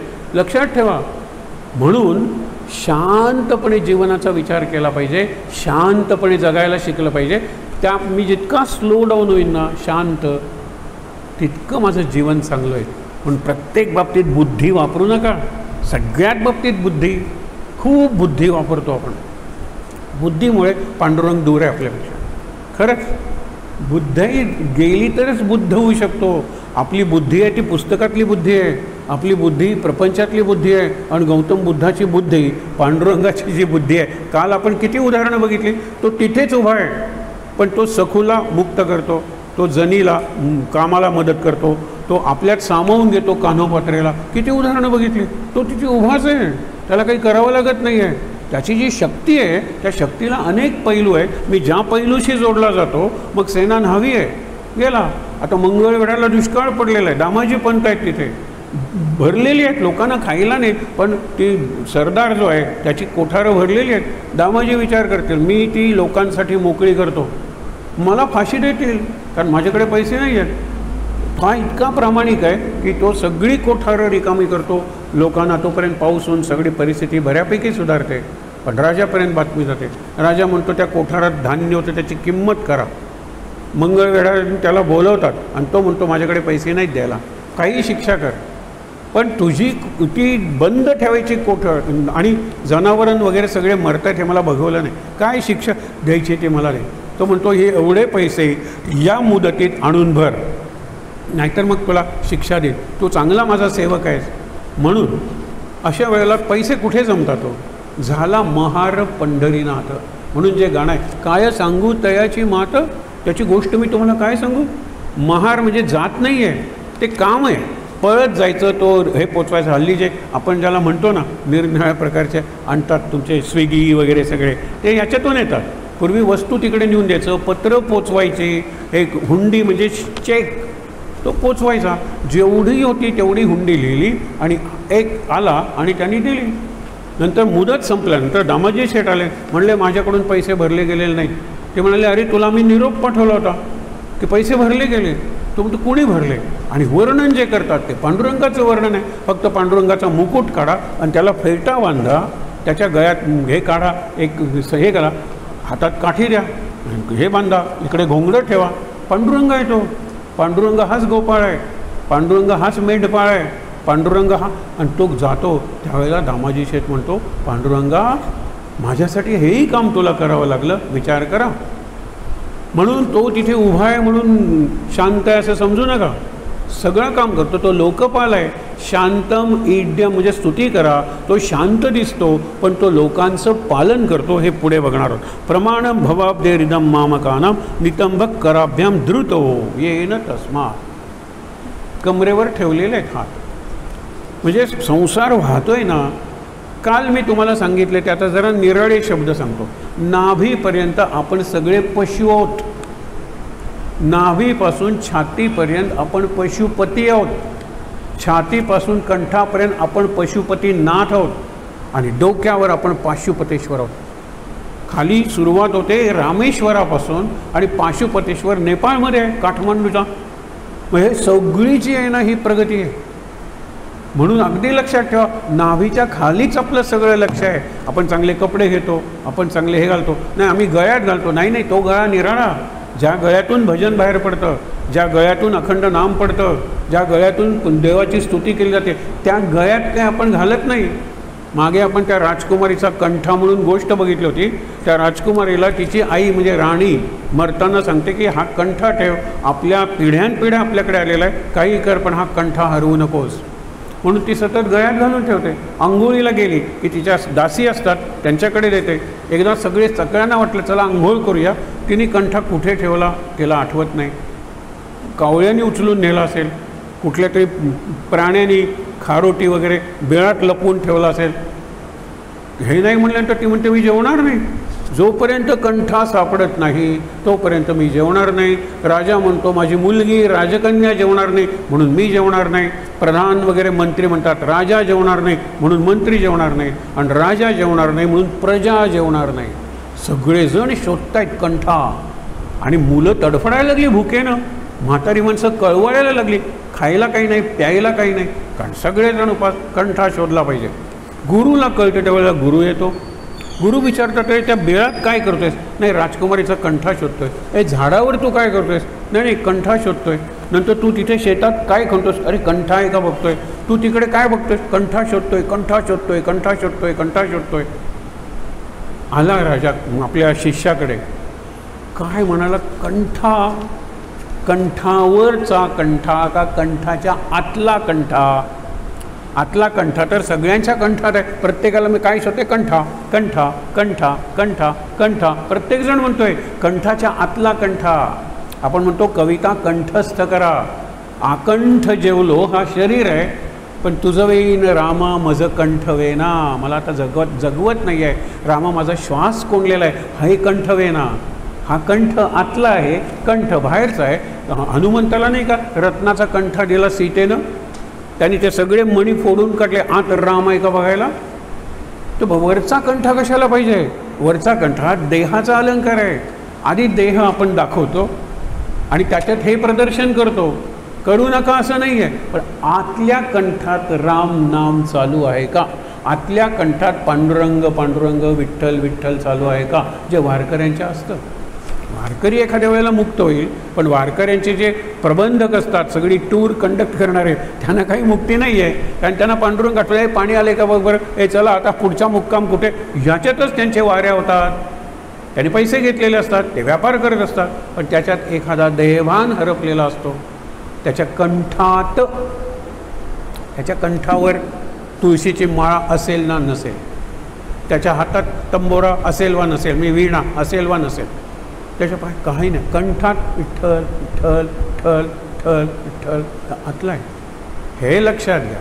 आणि म्हणून नाभी हे जो जिथून वाणी सुरू होते, जिथून श्वास स्फुरण तुम्हाला सांगितलं, त्या नाभीचं काय सांगितलेलं आहे? नितंबक कराभ्याम धृतो येन तस्मात विधातूर वसत्याई. वसती कुणाची? विधा त्याची म्हणजे ब्रह्मदेवाची. ब्रह्मदेवाचं वसती स्थान नाभी आहे. नाभी म्हणजे नाभीतून तो निघतो नाभ. नाभ म्हणजे देठ. ते ह्याच्या सागराच्या तळाशी झोपलेले आहेत, काल बघितलं, शांत झोपलेत. नाभीतून तो निघालेला आहे कोण? कमळाचा देठ. नंतर तो वरती येतो, समुद्राच्या वरती. वरती आल्यानंतर त्याला कमळ येतं. त्या कमळावर बसतो चार दिशांनी 4 तोंड असलेला ब्रह्मदेव. आणि ब्रह्मदेव सृष्टी करतो, ज्याला आपण विधाता म्हणतो. विधा त्याचं वसतिस्थान कुठलं हे आहे. पूर्वी BSNLची एक जाहिरात होती. काल एक व्यक्ती जाताना माझ्या कानात सांगून गेले, सर उद्या ते उदाहरण मात्र द्या BSNLच्या जाहिरातीचं. मला काल म्हणलं अरे नक्की सांगतो उदाहरण. ज्या वेळेला लँडलाईन आल्या, मोबाईल वगैरे नव्हते, लँडलाईनची जाहिरात काय होती? कुठेतरी वायर लागते ना, कनेक्शन. तर पहिलं कनेक्शन आई आणि मुलं, म्हणजे ती नाळ असते, ज्याला उम्बिलिकल कॉर्ड म्हणतात, आत असते ना. मूल जन्मल्यानंतर ते कापलं जातं, त्यातून सगळं पोषण होत असतं. ती पहिली केबल, पहिली वायर किंवा पहिली आपल्या जीवनातली आहे. नंतर मुलगा हे करतो, मग त्याला सगळीकडे प्रकाश वगैरे त्या वायर्स आहेत. नंतर तो काम करतो कॉम्प्युटर, त्याला त्या वायर जोडलेल्या आहेत. नंतर तो काहीतरी करतो, वायर जोडलेला आहे. सगळीकडे वायर वायर वायर वायर. आणि ह्या सगळ्या वायरनी कम्युनिकेशन जे महत्त्वाचं आहे. नंतर तो मुलगा शिकतो, हॉस्टेलला जातो. आई म्हणते रोज एकदा फोन केला पाहिजे. BSNL म्हणतं की आईच्या पोटात जी नाळ होती, जी केबल होती एका अर्थाने, ज्यातून त्या मुलाचं पोषण होत होतं, मूल जन्मला आता हॉस्टेलला गेलेलं आहे, की रोज फोन मात्र करा. आणि नंतर तो परदेशात जातो, आठवड्यातून किमान एकदा फोन केला पाहिजे. हे सगळे फोन, आई आणि मुलगा याच्यातलं कम्युनिकेशन, संवाद BSNLमुळे शक्य होतं, अशी ती जाहिरात होती. त्यावेळेला बाकीच्या कंपन्या नव्हत्या, BSNLमुळे हे सगळं शक्य होतं. आई मूल आत असताना संवाद आणि मूल दूर गेल्यानंतरचा संवाद, हे सगळं त्याच्यामुळे होतं. तर हा जो नाभ आहे ना, ती तशी नाळ आहे नाभीपासून. आणि पोषण कोणाचं करतो? तो विधात्याचं. आणि विधाता म्हणजे सृष्टीचा निर्माता. सृष्टीचा निर्माता जर विधाता असेल तर तो ज्या कमळात बसलेला आहे, त्या कमळाचा जो देठ आहे तो ज्याच्या नाभीतून आलेला आहे त्याला पद्मनाभ म्हणतात. पद्म म्हणजे कमळ आणि नाभ म्हणजे कमळाचा देठ. या स्वयं पद्मनाभस्य मुख पद्मात विनिसृता, हे गीतेचं महात्म्य सांगितलं आहे ना, की स्वतः पद्मनाभाच्या तोंडातून गीता आलेली आहे. बाकीचे ग्रंथ निरनिराळ्या लोकांनी लिहिलेले आहेत, संतांनी लिहिलेले आहेत, पण साक्षात परमेश्वराच्या तोंडातून आलेला ग्रंथ गीता आहे. हे गीतेचं महात्म्य आहे. आणि म्हणून जर आपण विचार केला तर इथे सांगितलेलं आहे की नाभी विसरू नका. आता एक चित्र डोळ्यासमोर उभं करूया. हे सांगतात की संसार इथपर्यंतच ठेवा. सगळ्या उपभोगाची साधनं आहेत ना, ती खरं नाभीच्या खाली आहेत. सगळे तुम्ही विचार करा, पोट आहे नाभीच्या खाली आहे, नंतर मलमूत्र विसर्जन नाभीच्या खाली आहे, जननेंद्रिय ज्याला म्हणतो, मुलं वगैरे होण्यासाठी ऑर्गन्स ऑफ रिप्रोडक्शन नाभीच्या खाली आहेत, पाय वगैरे सगळे नाभीच्या खाली आहेत. म्हणजे संसार करायला, संसारातले सगळे भोग घ्यायला जी इंद्रिय आहेत ना, ती नाभीच्या खाली आहेत, जी कुत्र्या मांजरांना सुद्धा आहेत. कुत्र्या मांजरांना मेंदू नाही आहे. म्हणून मागे तुम्हाला एक वाक्य सांगितलं होतं की मान नेक असलेला एकमेव प्राणी मानव. नवीन विचार नाही आहे. कारण तुम्ही म्हणाल उंटाची, जिराफाची, अरे मान नाही, it's part of their body. हा ब्रिज आहे. इथपर्यंत जर जनावरासारखा मी असेल, हा ब्रिज आहे, इथे मी परमेश्वरच आहे. परमेश्वराची वर्णन करणारा, परमेश्वराची स्तोत्र रचणारा, परमेश्वराच्या उपासनेचे मंत्र तयार करणारा, परमेश्वराच्या मूर्ती चरित्र लिहिणारा, अरे हाच परमेश्वर आहे. व्यास आणि वाल्मिकी हे परमेश्वर आहे. आणि त्यांनी लिहिलेले ग्रंथ आहेत ना, ते आपल्यासाठी चरित्र ग्रंथ आहेत. व्यासच परमेश्वर, वाल्मिकीच परमेश्वर, हे ऋषी वगैरे सगळे, वसिष्ठ वगैरे सगळे परमेश्वर आहेत. कारण परमेश्वराची वर्णनं, परब्रह्माचं स्वरूप आपल्याला कोणी सांगितलं? ह्या लोकांनी सांगितलं आहे. माझ्यातही तेच आहेत ना. हल्ली म्हणतात ना DNA, जीन्स. माझं जर गोत्र अत्री असेल तर अत्री आणि अनसूया त्यांच्यापासून सुरू झालेले जीन्स कितीही फेंट झाले, कितीही डायल्यूट झाले, किती कण का असे ना, माझ्यात आहेत, माझ्यात आहेत. ते जागे झाले पाहिजेत. मग अत्री ऋषींचं कार्य काय आहे? अत्री म्हणजे सर्वांची मैत्री, हे पहिलं सूत्र आहे. अत्री म्हणजे त्रिगुणांच्या पलीकडे गेलेले. अनसूया म्हणजे कुणाचाही मत्सर वगैरे करत नाही, कुणाशी स्पर्धा वगैरे नाही आहे. मी जर ते सांगतो तर त्यातून आलेले सगळे. आणि आता हे आयसोलेट करण्याची विज्ञान करते. लवकरच तुम्हाला 2-3 वर्षात मिळेल की त्यांनी ते गुण आहेत ते आयसोलेट केले, दुर्गुण आहेत ते इकडे आयसोलेट केले. दुर्गुण एलिमिनेट करूया, दुर्गुणांचा विनाश करूया आणि सद्गुणांचा विकास करूया. याला आपण संस्कार घडवणं म्हणतो. संस्कार चांगले आणि संस्कार वाईट, सुसंस्कार आणि कुसंस्कार. आता इथे बघा काय आहे, यांनी काय सांगितलेलं आहे? प्रमाण किती पाहिजे प्रपंचाचं? कमरे इतकं. कंबर नाभीच्या खाली प्रपंच ठेवा. आणि खरंच सांगतो, चांगल्या चांगल्या हॉटेलात जा, चांगले चांगले देश पहा. एकाची 2 घरं असू देत, निरनिराळे कपड्यांचे सेट्स असू देत, 2-3 वाहनं गाड्या घरासमोर असू देत, पांडुरंगाचा याला विरोध नाही आहे. पण ते सगळं कमरेच्या खाली आहे, लक्षात ठेवा. गाडीत मी बसलो अगदी आणि तरी ब्रेन लागत नाही. आत्ताच सांगितलं तुम्हाला, शिकताना ब्रेन लागतो, नंतर it becomes habit. My spinal cord takes charge of that. किती गोष्टी आपण हॅबिटवर घालवल्या पाहिजेत, हॅबिटवर खरंच. आणि त्यासाठी रोज केलं पाहिजे, सतत प्रॅक्टिस केलं पाहिजे. पांडुरंगाच्या पायापासून मागेही मी वाक्य तुम्हाला सांगितलेलं आहे. प्रवचनसुद्धा नाम घेतल्यामुळे हॅबिट फोर्सवर पडल्यासारखं झालं आहे. पाठ करावं लागत नाही काही, त्या त्या वेळेला ते आठवतं. कोण आठवतं? पांडुरंगाची रुक्मिणी, ती शक्ती आहे. सद्गुरू, ती शक्ती आहे, त्यांची कृपा आहे. बाकी काय तुमच्यापेक्षा माझी मेमरी चांगली वगैरे, मी बुद्धिमान काही नाही आहे. सगळं सारखं आहे. शिक्षण निराळे, संस्कार निराळे आहेत. संस्कार निराळे आहेत. आणि संस्कार म्हणजे काय ठेवायचं मेंदूत आणि काय काढून टाकायचं. बघा किती अनावश्यक गोष्टी मेंदूत असतात. ते रेकॉर्ड करण्यापूर्वीच एखादी नवीन सिरियल सुरू झाली ना, तर पहिले 2-3 एपिसोड्स बघू नका, म्हणजे ती सिरियल बघितली जाणार नाही. पहिले 10 सिरियल बघितल्यानंतर एपिसोड्स, मग 11वा का नाही, मग आता पुढे तिचं काय होतं. मी बघा त्याला सांगतो, हजारो झाले पार्ट्स तरी आपण बघत राहतो. तरी नवीन सिरियल येते ना, बघायचीच नाही. तरच मी सुटणार आहे त्या चक्रातून. आणि नाही, सिरियल बघितल्याने काय होतं, सिरियल बघितल्याने काही नाही, पण प्रमाण, सिरियलचं प्रमाण किती. अरे वरचा भाग सिरियलपासून डोकं काय लागतं सिरियल बघायला, काही लागत नाही. तुम्ही सांगतो ॲट एनी कॉस्ट नावाचं पुस्तक आहे अभिराम भडकमकर, की ज्यांनी पहिल्यांदा लिटिल चॅम्पियन्स वगैरे सगळे कंडक्ट केले. तो चांगला लेखक आहे, चांगला हे आहे, सगळं या सिरियल्स वगैरेच्या किती लेखन त्यांनी केलेलं आहे. त्यांनी पुस्तक लिहिलं आहे ॲट एनी कॉस्ट. ते कशा लिहिल्या जातात सिरियल, आणि पहिल्यांदा 13 भागाचे असतात आणि नंतर 1300 भागांचे होतात. म्हणजे किती पाणी घालावं लागतं त्या दुधात, ते पातळ करावं लागतं, पसरट करावं लागतं. आणि तरीही लोक बघत असतात. 3-3 महिने कथा पुढे जातच नाहीत, तरीही लोक बघत असतात. आम्ही त्यांना मूर्ख बनवतो. आणि दे लव्ह टू बी फूल्ड, ते लव्ह टू बी फूल्ड. आणि त्यांनी तिकडचं जग दाखवलेलं आहे. सिरियल्स कशा तयार होतात त्याचं ते जर बघितलं ना तर सिरियल बघावंसं वाटणार नाही. ॲट एनी कॉस्ट नावाचं मराठीतलं पुस्तक आहे, 300-350 पानांचं आहे. तो म्हणतो काय सृष्टी आहे ती, आणि ती सृष्टी तुम्हाला खरी वाटते. कारण तुम्ही गंभीर प्रसंगाला ते रडता, आनंदी प्रसंगी हसता, मग तू रिस्पॉन्स देता त्याला. अरे खरं म्हणजे त्या पडद्याच्या मागची सृष्टी, त्या नटनटींचं प्रत्यक्षातलं जीवन, त्याचं आम्हाला काय करायचं. अरे तो प्रभाव असतो. आज फक्त मी बघितलं हरिश्चंद्राचं चरित्र, काय अभिनय चांगला केला नाही, बस. दुसरी सिरियल आली, हरिश्चंद्र गेला, विसरला. हरिश्चंद्राचा प्रभाव माझ्यावर पडत नाही. तुकारामाचा प्रभाव तुकारामावर 2-3 सिरियल्स मराठीत येऊन गेला, लोकांनी बघितल्या. बघा तुम्ही काय प्रभाव पडला. आता सगळ्या सिरियल चालू आहेत, निरनिराळ्या संतांच्या, गजानन महाराजांचे चालू आहे, साईबाबांचे, आणि त्या संपणारच नाहीत, कारण त्यांचे सगळे चमत्कारच वर्णन करायचे.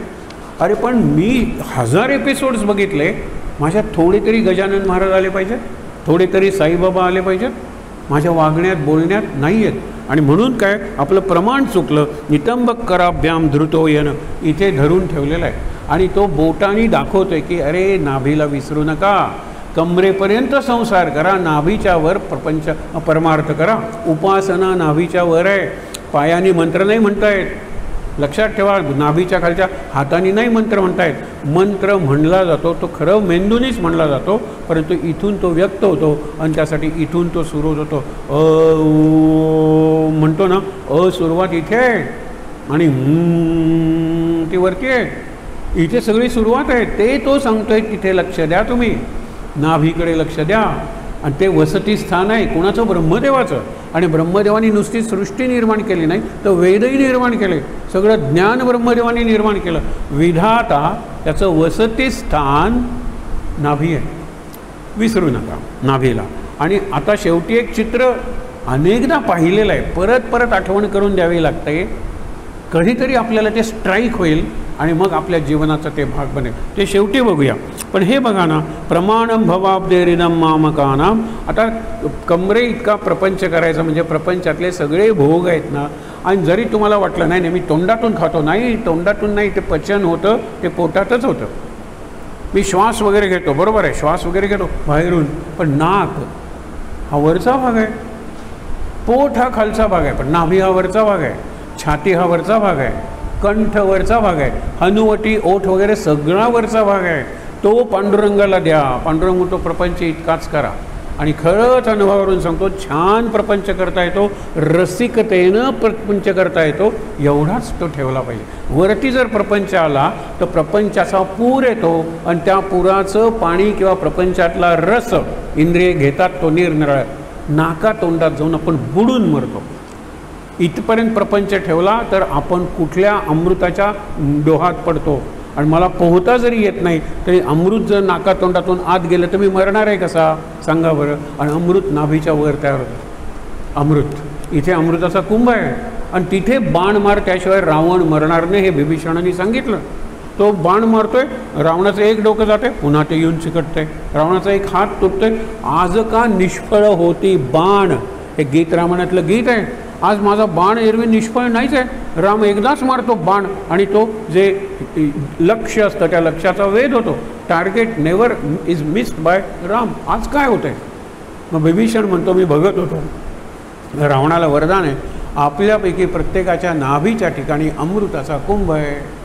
आपण नाभीच विसरतो, म्हणून अमृताचा कुंभ आपल्याला लक्षात येत नाही. आणि इकडे अमृताचं तळ आहे, अमृताचं तळं अमृताचं सरोवर आहे मस्तकात, आणि इथून जर पाण्याचा अमृताचा थेंब श्रीराम जय राम जय जय राम या जर कुंभात पडला, सकाळच्या वेळेला एकच माळ करूया की, 3च मिनटं करूया की. आता श्रीराम जय जय राम, टुबुक पाण्याचा थेंब भांडं भरत असताना जो टुबुक टुबुक आवाज येतो ना, हा सूक्ष्म आवाज मला ऐकवायला पाहिजे. ही एक उपासना आहे. अमृताच्या तळ्यातल्या अमृताचा थेंब अमृताच्या कुंभात, म्हणजे हाच मार्ग आहे. नाभीपासून ब्रह्मरंध्रापर्यंत सोहम ध्वनी असे खेळत, सोहम सोहम. अरे श्वासावर आहे ते. पायाला सोहम सोहम नाही, हाताला सोहम सोहम नाही, सोहम सोहम हे इथपर्यंत चालू आहे ब्रह्मरंध्रापर्यंत. आपण आपली उपासना त्या पातळीवर चालू ठेवूया आणि मग लक्षात येईल.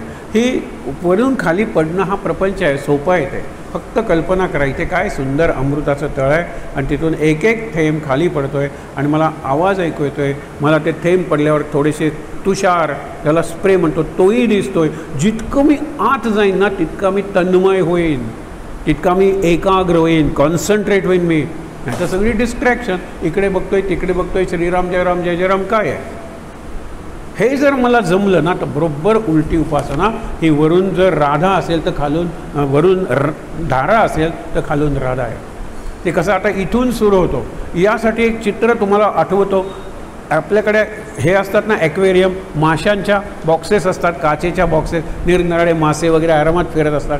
त्याच्यात एक पाईप असते आणि त्यातून उगीचच हवा सोडलेली असते. त्याचा त्या माशांच्या जीवनाशी काही संबंध नाही, पण ते मर्क्युरीसारखे चकाकतात ना, असे थेंब वरती येतात, अगदी सरफेसपर्यंत येतात, फुटतात, परत येतो सरफेसपर्यंत येतो, फुटतो, परत येतात सरफेसपर्यंत येतो, फुटतो, आणि ज्यावेळेला तो फुटतो त्यावेळेला बारीक असे तरंग निर्माण होतात. ही उपासना आहे. आता खालून मगाशी श्रीराम जय जय राम सोपं आहे. आता श्रीराम, आता निघाला तो बबल, जो बबल निघतो ना त्या ॲक्वेरियममध्ये, त्या माशांची जी पेटी असते काचेची, जिथे मासे पोहत वगैरे असतात, अनेकांच्या हॉलमध्ये असते, तर तिथून तो आला. इथून श्रीराम जय जय राम. इथे पोचल्यानंतर तो जो बबल आहे तो फुटतो आणि इतक्या सुंदर रिपल्स किंवा डिम्पल्स हे शब्द आहेत, अगदी सूक्ष्म पण छान अशा लहरी लाटा निर्माण होतात आणि इतका छान मसाज होतो. म्हणल्यानंतर छान वाटतं. आता दुसरं नाम सुरू, श्रीराम जय जय राम. तो वरती पोचला, तो फुटला बबल आणि इतक्या सुंदर लाटा निर्माण झाल्या. आता बघा हे सोपं आहे, हे सगळं आत आहे. हे पांडुरंग सांगून राहिलं आपल्याला. अरे नाभीपासून ब्रह्मरंध्रापर्यंत. गोंदवलेकर महाराजांच्या मानसपूजेत एक अप्रतिम ओवी आहे. नाभीपासून ते परेपासून, नाभीपासून ब्रह्मरंध्रापर्यंत तो उभा कल्पवृक्ष, हा कल्पवृक्ष आहे. ही कामधेनू आहे, हा चिंतामणी आहे. बाहेर काही शोधता परीस वगैरे, आतच आहे. कल्पना करा. आणि म्हणून तो परेपासून उठे श्वास, म्हणजे उभा श्वास, तो उभा कल्पवृक्ष, त्याची अमृत फळे सुरस श्रीरामा अर्पिली. नैवेद्य दाखवा, एखादं ठेवा, प्रसाद वाटा, बाकीची स्वतःच न्या ना. केळाचा घड जरी पांडुरंगाला दाखवला तो म्हणेल 4-5 केळी ठेव, घेऊन जा घड प्रसाद म्हणून घरी. हे का नाही करायचं? प्रत्येक गोष्ट अर्पण करायची. ह्या श्वासाबरोबर मला तो विचारायला पाहिजे, श्रीराम जय किंवा ओम नमः शिवाय. सगळ्यात चांगला जप आहे तो शिवाय. जाणवतो तो बबल इथे आलेला आहे, हे अमृताचं तळ आहे, त्याचा हा सरफेस आहे पृष्ठभाग. आणि तिथे आल्यानंतर इतकं छान वाटतं, छान. आणि हा अनुभवाचा विषय शब्दांच्या पलीकडचा आहे. इथे आल्यानंतर वरून खाली सुद्धा तो अमृताचाच थेंब आहे, हा अमृताचा कुंभ आहे आणि हे अमृताचं सरोवर आहे. आणि निराळं काय सांगायचं? पांडुरंग तेच सांगतोय की जरी कमरेच्या खाली म्हणून मी तुला हात ठेवला, प्रपंच नुसत्या प्रपंचात रमू नकोस, माझी बोटं ज्या नाभीकडे आहेत, लक्षात ठेवा. आता ते चित्र शेवटची ओळ बघूया. विधातुर्वसत्यै धृतो नाभिकोशा परब्रह्मलिंगम भजे पांडुरंगम. आज आपण हा एकच घेणार. पुढचं सगळे पांडुरंगाच्या अलंकारांचं कपड्यांचं वर्णन आहे ते काय उद्या एका दिवसात सगळे संपतात. शेवटच्या दिवशी आपण उपासनेच्या दृष्टीने आज फक्त ही एक गोष्ट सांगितली. आजचं जे चित्र आहे ना ते फार महत्त्वाचं आहे. एक आहे नाभी आणि दुसरं आहे माकड हाड. माकड हाड म्हणजे स्पायनल कॉलमचे काही 33 वर्टिब्रा असतात आणि शेवटचे एकत्र असतात ज्याला माकड हाड म्हणतो, इंग्लिशमध्ये कॉकेक्स. तिथे ती शक्ती कुंडलिनी अशी 3.5 वेटोळे घालून एखादी नागिण बसावी तशी बसलेली असते. हे सगळं विसरा तुम्ही, पण तिथे शक्ती आहे. भिवू नकोस मी तुझ्या पाठीशी आहे. इथे इथे आहे गुरु आणि इकडे आहे नाभी. नाभी भिवू नकोस, भिवू नकोस. इकडे आहे पद्मनाभ विष्णू. सगळ्या पांडुरंग इथे आहे, इथे देव आहे, मागे गुरु आहे. कल्पना करा, का भ्यायचं जीवनात, का आनंदात राहायचं नाही. गुरु सांगतोय नाभी नाभी आणि हा म्हणतो भिवू नकोस मी तुझ्या पाठीशी आहे. पाठी मागे आहे म्हणत नाही, behind you, at your back, इथे बरोबर. आणखीन एक प्रयोग सांगतो, विवेकानंदांनी करून सांगितलेला आहे. सुरुवातीच्या काळात आम्ही करायचो. प्रत्येकाला नखं असतात.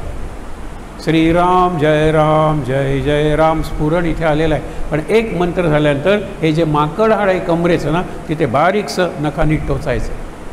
हळूहळू ते म्हणाले आतली जी शक्ती आहे ना ती ॲक्टिवेट होईल आणि ती नागिन एकदा जागी झाली ती वर सरसरत वर जाईल आणि मग तुमचं तिच्यावर नियंत्रण नाही. मग तुकारामाच्या तोंडातून बाहेर पडते तुका म्हणे, त्याचा आता कंट्रोलच गेला.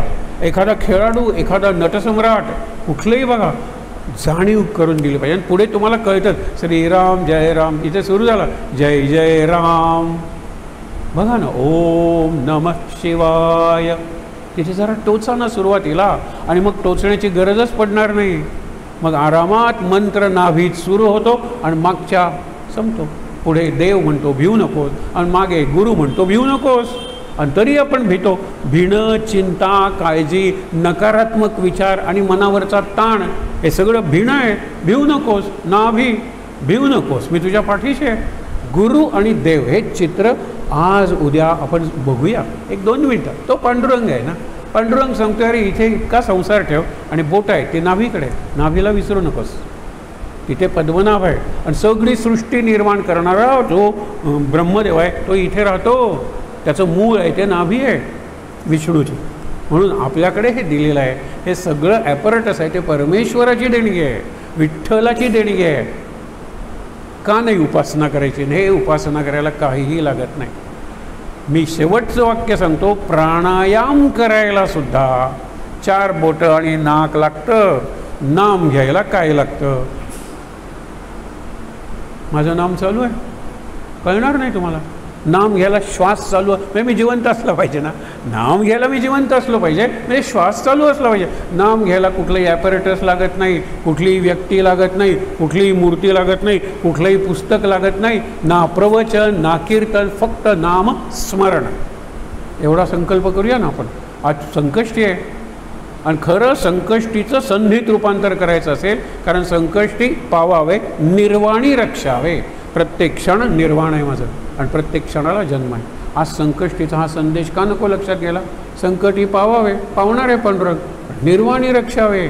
मी सुरुवात करताना जो श्वास होता तो गेला ना, आत्तासुद्धा श्वास येतोय, गेला, निर्वाण. आणि कायमचं होतं ते निर्याण, निर्वाणी रक्षावे. बघा, निर्वाणीचा इशारा दिला म्हणजे शेवटचं सांगतो, अत्यंत महत्त्वाचं सांगतो, कळसाचं सांगतो. हे जे संत म्हणतात ते निर्वाण आहे, निर्वाणी रक्षावे. म्हणजे प्रत्येक क्षणाला माझं रक्षण कर. गुरु करणारे आणि पांडुरंग करणारे त्या दोघांचंही स्मरण करत आज इथे थांबूया. आहेत त्या ठिकाणी ताठ बसून डोळे मिटूया आणि आज रात्री उद्या सकाळी करूया प्रयोग. नाभीपासून नाम सुरू होत आहे आणि पाठीच्याकडे. आणि इथे काही नाही, फक्त भक्ती आहे.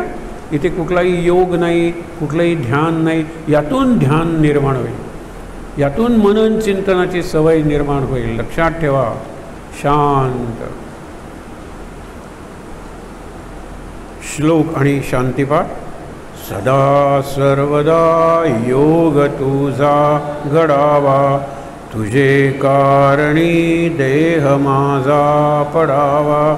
उपेक्षू नको गुणवंता अनंता, रघुनायका मागणेची आता। जय जय रघुवीर समर्थ।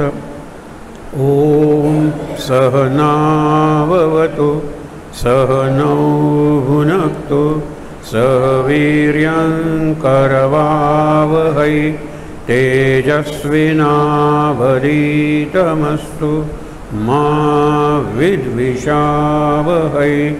ओम शांति शांति शांति।